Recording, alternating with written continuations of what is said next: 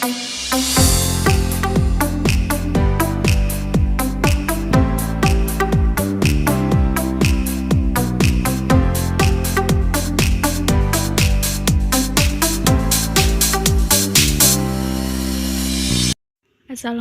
semuanya. Di sini kita akan bahas tentang alkaloid. Apa sih itu alkaloid?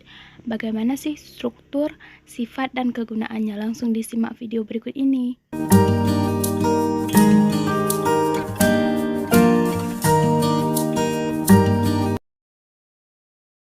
Senyawa alkaloid merupakan senyawa organik yang banyak ditemukan di alam. Hampir seluruh alkaloid itu banyak berasal dari tumbuhan. Secara umum, daun-daunan yang berasa sepat dan pahit biasanya teridentifikasi mengandung senyawa alkaloid. Bukan hanya dari daun-daunan, senyawa alkaloid ini juga ditemukan pada akar, biji, ranting, dan juga kulit kayu. Jadi, senyawa alkaloid ini banyak terdapat pada tumbuhan-tumbuhan yang ada di alam. Alkaloid adalah senyawa metabolit sekunder terbanyak yang memiliki atom nitrogen. Dan senyawa alkaloid ini banyak ditemukan di tumbuhan dan hewan. Tetapi untuk senyawa ini banyak ditemukan pada jenis tumbuhan. Untuk senyawa alkaloid ini memiliki substansi yang relatif toksis yang bekerja pada SPP atau susunan saraf pusat. Alkaloid juga bersifat basa dan mengandung nitrogen heterosiklis, tumbuhan dari asam amino dan turunan-turunannya.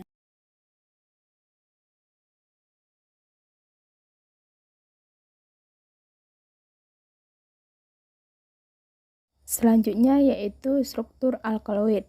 Struktur alkaloid terbagi atas 3 berdasarkan klasifikasinya. Yang pertama yaitu true alkaloid atau alkaloid sebenarnya.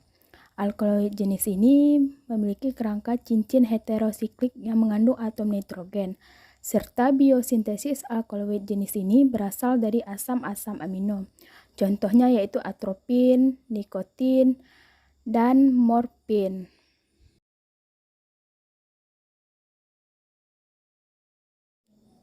Selanjutnya pedoalkaloid, yaitu alkaloid jenis ini mengandung cincin-cincin heterosiklik yang mengandung atom nitrogen namun bukan merupakan turunan dari asam amino. Contohnya kafein, terobromin, tepilin.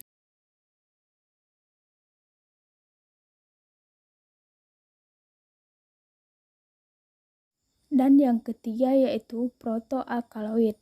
Protoalkaloid adalah alkaloid jenis yang memiliki cincin heterosiklik yang mengandung atom nitrogen dan merupakan turunan dari asam amino. Contohnya yaitu epidrin, meskalin, adrenalin. Sifat-sifat alkaloid. Pertama yaitu alkaloid memiliki bentuk seperti kristal yang halus dan tidak berwarna karena itu tidak mudah menguap dan tidak mudah larut dalam air sehingga dapat larut dalam pelarut organik. Tetapi untuk alkaloid ini juga ada yang berwarna seperti berberin yang berwarna kuning dan garam saguenarin dengan tembaga yang berwarna merah. Yang kedua yaitu memiliki karakter asam dan pahit. Tumbuhan yang terasa pahit dan asam itu menandakan bahwa di dalamnya terkandung senyawa alkaloid. Yang ketiga yaitu memiliki efek fisiologis dan juga aktif secara optik. Dan 4 dapat membentuk endapan dengan larutan asam fosfungustat, kemudian asam fosfomolibidat, serta asam pikrat dan kalium merkuri. Kelima itu mengandung atom nitrogen yang awalannya terbuat dari asam amino. Selanjutnya ini adalah contoh-contoh dari sifat-sifat alkaloid. Bisa langsung lihat di gambar. Yang pertama itu purin, adenin, guanin, dan lain sebagainya. Ini adalah contoh-contoh struktur dari sifat-sifat alkaloid. Oke, baiklah, di sini saya akan menjelaskan yaitu tentang tanaman penghasil alkaloid, yang mana itu Pada anggur, kita biasanya dapat menemukan senyawa alkaloid yang disebut dengan fitisin. Nah, yang kedua di sini ada pada umbi-umbian seperti kentang. Kita biasanya menemukan bahan alkaloid yang disebut dengan salanin. Dan ada juga pada kulit buah kopi biasanya dijumpai senyawa alkaloid yang namanya kafein. Nah, selain dari buah yang ketiga ini, ada juga dari beberapa tanaman buah-buahan maupun umbi-umbian yang mengandung alkaloid lainnya, seperti pada buah daun pepaya yang biasanya disebut papain, dan pada bagian kulit buah tomat biasanya disebut dengan lycoperdin. Ada senyawa alkaloid dari senyawa kayu manis yang di kulit ina, dan ada senyawa yang disebut nikotin pada tembakau, serta bahan aktif alkaloid temobrin ada di kulit buah coklat. Dan kemudian ada alkaloid papaverina atau disebut juga morfin pada bunga papaverina. Nah, selanjutnya kita di sini membahas sedikit tentang jurnal yang berjudul Isolasi dan Identifikasi Senyawa Alkaloid pada Buah Mahkota Dewa. Nah, di sini terdapat beberapa metode. Yang pertama yaitu spektrofotometer UV vis yang bertujuan untuk mengetahui adanya gugus yang dapat mengabsorpsi sinar UV vis. Hasil dari spektrofotometer UV vis ini untuk isolat alkaloid didapat dua puncak serapan maksimal, yaitu pada panjang gelombang 205 nanometer dan juga 290 nanometer. Pada panjang gelombang 205 nanometer memberikan puncak serapan yang kuat. Ini menunjukkan adanya serapan benzena dan adanya molekul organik jenuh. Sedangkan pada panjang gelombang 290 nanometer memberikan puncak serapan yang lemah. Ini menunjukkan adanya kromofor benzena yang diperpanjang. Selanjutnya yaitu spektrum IR isolat. Dapat kita lihat langsung pada dua gambar ini, yaitu pada gambar gelombang dan gambar pada tabel. Pada gelombang terdapat pita kembar dengan intensitas sedang pada bilangan 3549,02 cm dan 3464,15 cm. Ini menunjukkan adanya gugus N yang berkaitan dengan H primer. Dan selanjutnya pita kuat berintensitas tajam pada bilangan gelombang 2985,81 cm dan 2900,94. Ini menunjukkan adanya gugus C yang berikatan dengan H yang disebut alifatik karena letaknya kurang dari 3000 cm.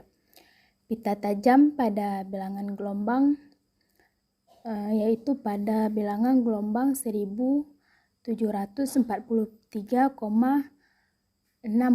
cm. Ini menunjukkan adanya gugus karbonil. BSLT isolat alkaloid menggunakan 4 peringkat konsentrasi, yaitu 10 mg per mililiter dan 18 mg per mililiter dan 32,4 mg per mililiter dan 58,32 mg per mililiter. Nah, dari harga kawan-kawan bisa lihat pada tabel di bawah. Nah, dari harga LC diperoleh dengan cara memplotkan hubungan regresi linear antara konsentrasi X dengan persen kematian atau Y. Nah, penggunaan ini bertujuan untuk mengetahui pada konsentrasi berapa isolat alkaloid buah mahkota dewa dapat menyebabkan kematian. Nah, di sini seperti gambar di samping, kawan-kawan bisa lihat ada grafik regresi linear pada perlakuan isolat alkaloid buah mahkota dewa, yang dimana berdasarkan data di atas, hasil LC 50 dari isolat buah mahkota dewa mempunyai efek toksin terhadap larva Artemia salina Leach. Nah, karena disebabkan sebagaimana semakin besarnya harga LC, berarti toksinitasnya semakin kecil, dan sebaliknya semakin kecil harga LC maka toksinitasnya semakin besar.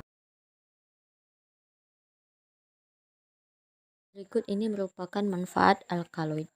Nah, manfaat alkaloid ini sebagai racun untuk melindungi tanaman dari serangga dan binatang lainnya, dan juga sebagai bahan penempel racun untuk diri sendiri, dan sebagai pengatur tumbuh, serta sebagai faktor pertumbuhan tanaman dan cadangan makanan.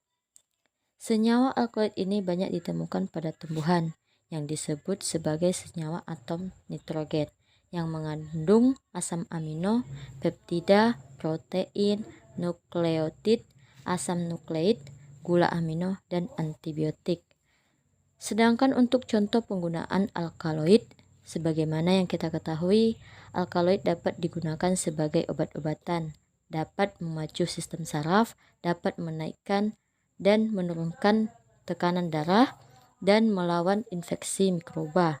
Alkaloid juga digunakan sebagai narkotika, pestisida, dan digunakan dalam penelitian ilmiah. Itulah penjelasan dari kelompok kami tentang alkaloid. Wassalamualaikum.